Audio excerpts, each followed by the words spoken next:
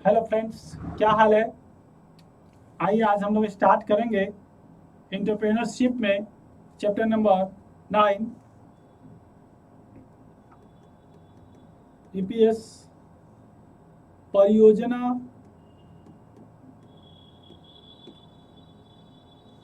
प्रतिवेदन का निर्माण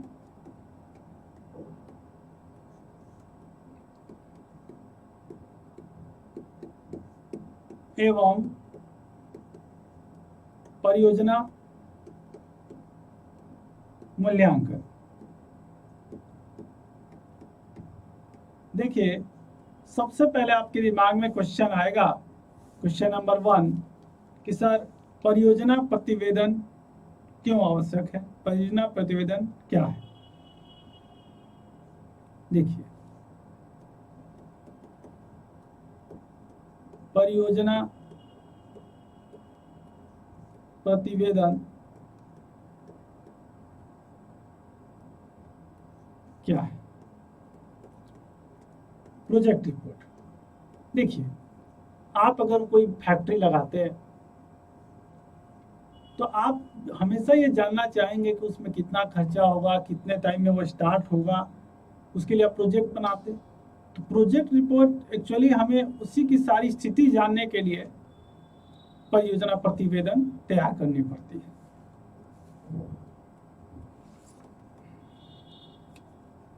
उद्यमी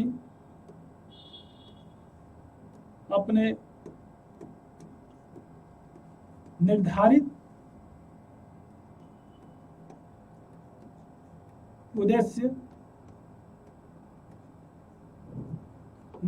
उद्देश्य को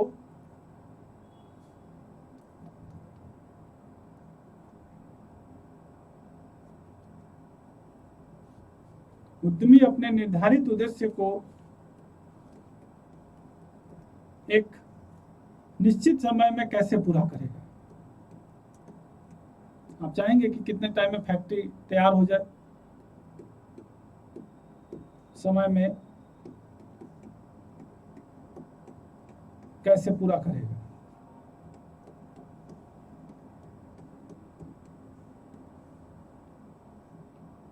इन्हीं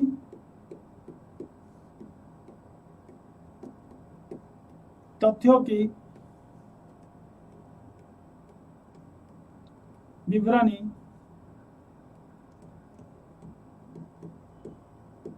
परियोजना प्रतिवेदन कहलाती है।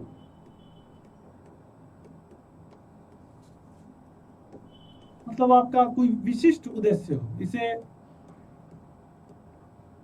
विशिष्ट उद्देश्यों की पूर्ति के लिए बनाया जाता है।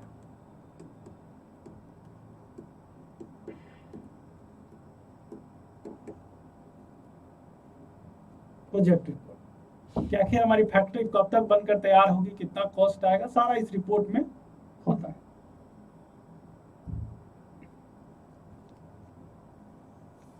कितने कॉस्ट आएंगे लिखेंगे। क्वेश्चन नंबर 2,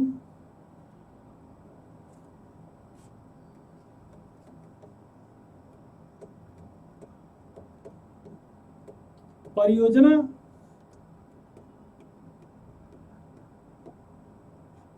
प्रतिवेदन का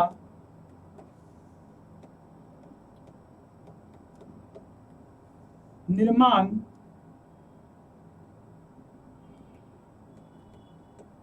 करते समय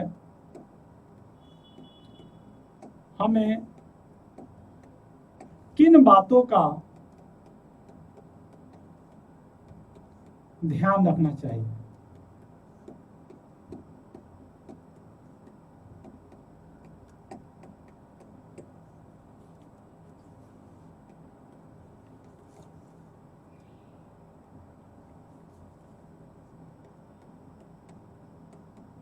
सामान्य तौर पर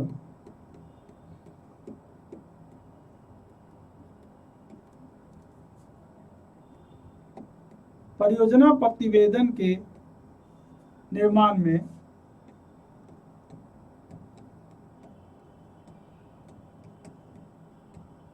निम्न बातों का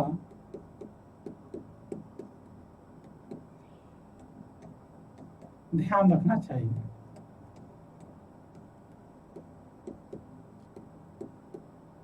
निम्न बातों का ध्यान रखना चाहिए। चलिए साथ साथ लिखेंगे, साथ साथ बोलेंगे भी। पहला, सामान्य विवरण। सारी उसकी सामान्य विवरण तैयार की जाती है परियोजना के बारे में। दूसरा, परियोजना का विवरण।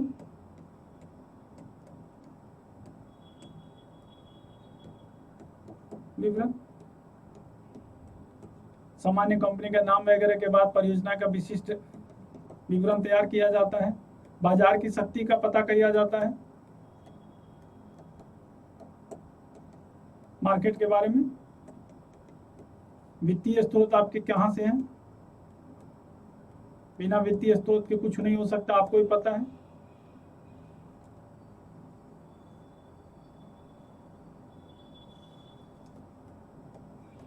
आर्थिक एवं सामाजिक प्रभाव क्या पड़ेगा।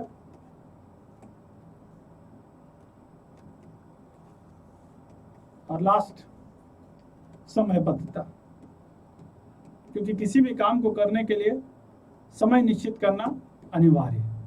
तो ये परियोजना प्रतिवेदन तैयार करते समय हमें इन सारी बातों का ध्यान रखना चाहिए। क्लियर हो गया।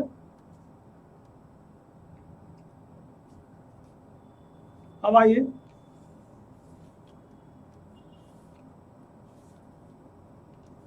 Question number 3। परियोजना निरूपण, प्रोजेक्ट फॉर्मुलेशन क्या है। देखिए, हम कुछ सोचते हैं, उसको यथार्थ रूप में करना, उसी को परियोजना। हमने सोचा और फिर फैक्ट्री तैयार किया, तो परियोजना निरूपण हो गया। परियोजना निरूपण से हमारा आशय किसी अमूर्त विचार को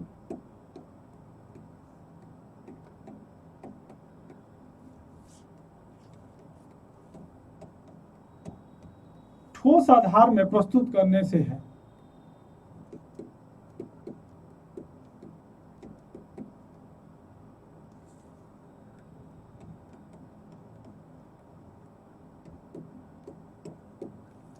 से है मतलब सोच को व्यावहारिक रूप से करना। ठीक है। आइए क्वेश्चन नंबर 5। क्वेश्चन नंबर 4, परियोजना मूल्यांकन बहुत इंपॉर्टेंट है।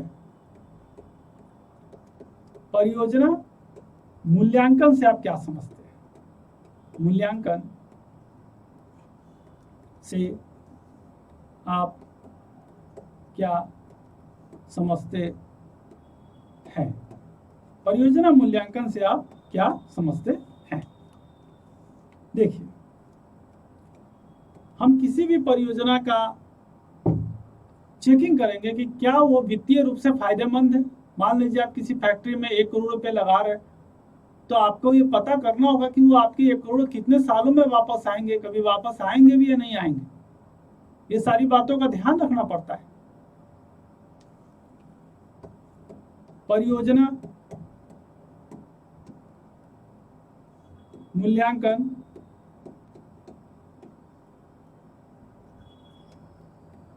के अंतर्गत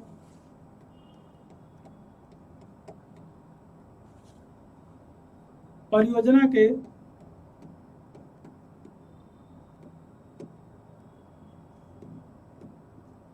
आर्थिक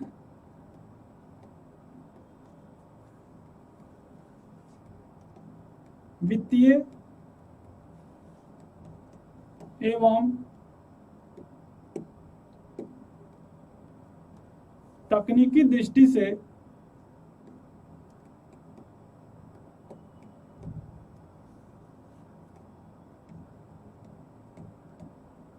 अनुकूल होने की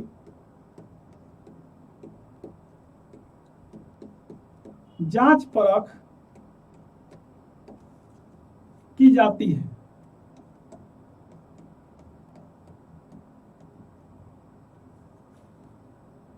उसके बाद ही तत्पश्चात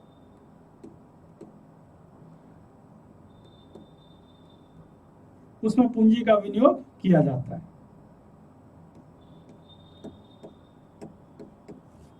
ऐसे ही पूंजी नहीं लगा दीजिएगा, विनियोग किया जाता है।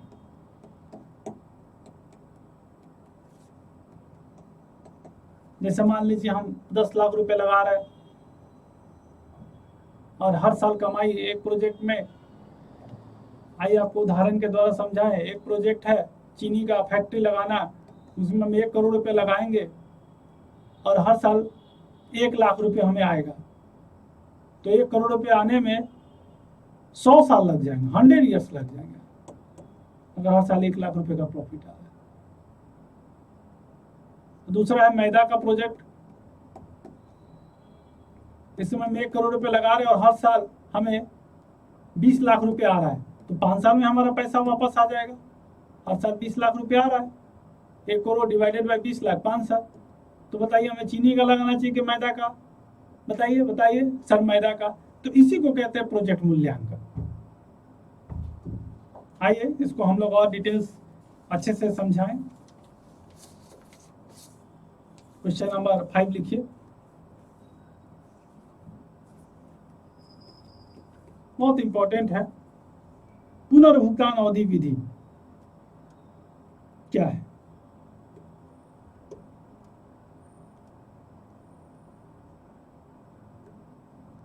पुनर्भुगतान अवधि विधि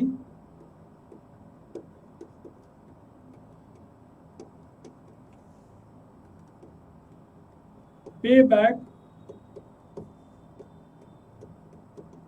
पीरियड मेथड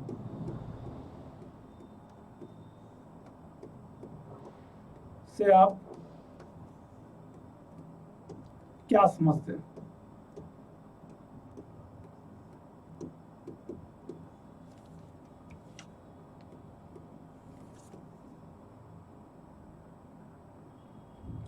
देखिए,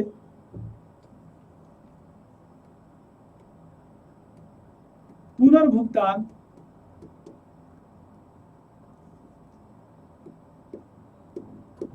अवधि विधि से हमारा तात्पर्य उस अवधि से होता है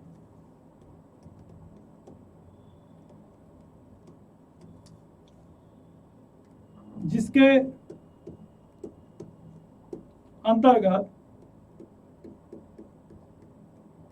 अंतर्गत प्रारंभिक विनियोग, जो हमारा पूंजी लगता है किसी भी फैक्ट्री को स्टार्ट करने में, उसी को प्रारंभिक विनियोग कहते हैं।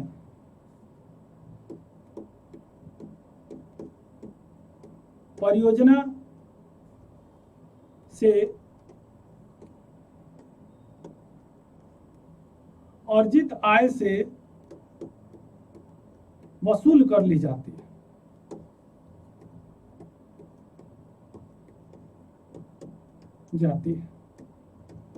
उसी को पुनर्भुगतान अवधि कहते हैं। इसको हम ऐसे समझ सकते हैं, pay back period is equal to original cost of investment, original cost of investment divided by annual cash flow, annual cash inflow। Sir, annual cash inflow क्या है? ANNUAL, annual cash inflow. Annual in cash inflow का मतलब है हर साल की profit. पे back period का मतलब होता है नंबर ऑफ ईयर्स में निकलता है। किस में निकलता है? नंबर ऑफ ईयर्स में। जैसे मान लीजिए किसी ने इन्वेस्ट किया फैक्ट्री में स्थापित करने के लिए 8 लाख रुपए, हर साल उसका प्रॉफिट है 2 लाख रुपए, तो उसको कितने साल में अपना पूरा पैसा वापस आ जाएगा? बताइए। उसका ओरिजिनल इन्वेस्टमेंट कितना था? 8 लाख डिवाइडेड बाय हर साल इनफ्लो, यानी प्रॉफिट कितना हो रहा है? 2 लाख। तो 2 लाख डिवाइड 8 लाख, ये कितना? 4 साल। यानी 4 साल उसका हो गया पुनर्भुगतान अवधि, यानी 4 साल में उसको अपना पूरा पूंजी वापस मिल जाएगा। 8 लाख रुपए लगाया, हर साल कितना कमा रहा है? 2-2 लाख रुपए। तो कितने साल? पहले साल 2 लाख आएगा, फिर दूसरे साल 2 लाख, फिर तीसरे साल 2 लाख, और फिर चौथे साल 2 लाख। तो 8 लाख रुपए वापस आने में कितने साल लग जाएंगे? 4 साल। इसी को कहते हैं पुनर्भुगतान अवधि। क्या बोलते हैं? पुनर्भुगतान अवधि।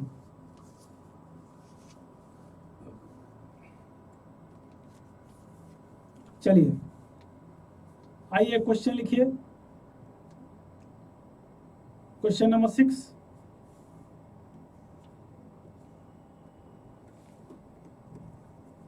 यदि एक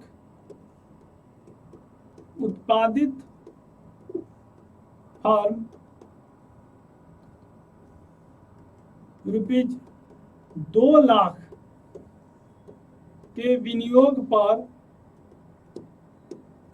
कितने लाख रुपए? 2 लाख के विनियोग पर रुपीज 50,000 वार्षिक आय प्राप्त करती है, तो आप उसका पुनर्भुगतान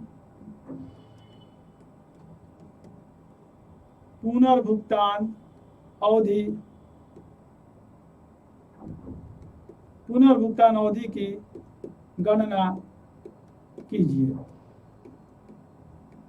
तो बताइए, उसने फैक्ट्री में कितना इन्वेस्ट किया है? कितना किया है? 2 लाख रुपए, और हर साल कितना कमा रहा है वो? 50,000 रुपए। तो आइए पुनर्भुगतान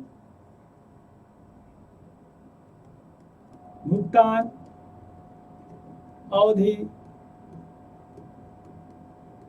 इज इक्वल टू कितना और इन्वेस्टमेंट है उसका? Original investment divided by annual cash inflow. Annual उसकी कमाई कितनी हो रही है?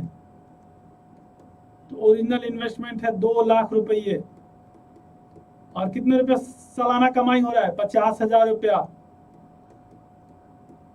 तो बताइए, 50,000 रुपये एक साल में कमाई हो रहा है, तो 2 लाख रुपए कमाने में कितना साल लग जाएगा? 1, 2, 3, 4 सर 4 साल लगेगा। अगर यहीं पे वो 1 लाख रुपए कमाता तो 2 साल, 40,000 रुपये कमाता तो 5 साल लग जाता। लगता कि नहीं लगता? Yes sir. तो यही क्या है? पुनर्भुगतान अवधि। जैसे मान लीजिए किसी ने 15 लाख रुपए पूंजी लगाया, और हर साल वो 3 लाख रुपए कमा रहा है, तो कितने साल लग जाएंगे 15 लाख कमाने में? 5 साल। मान लीजिए किसी ने 12 लाख रुपए लगाए पूंजी, और वो हर साल 8 लाख रुपए कमा रहा है, तो 12 लाख कमाने में कितना टाइम लग जाएगा? 1.5 साल, 1.5 ईयर्स। समझ में आ गया? टोटल इन्वेस्टमेंट डिवाइडेड बाय सालाना कमाई। एनुअल कैश इनफ्लो का मतलब सालाना कमाई। सर ये तो थोड़ा थोड़ा अकाउंट जैसा लग रहा है। ठीक है,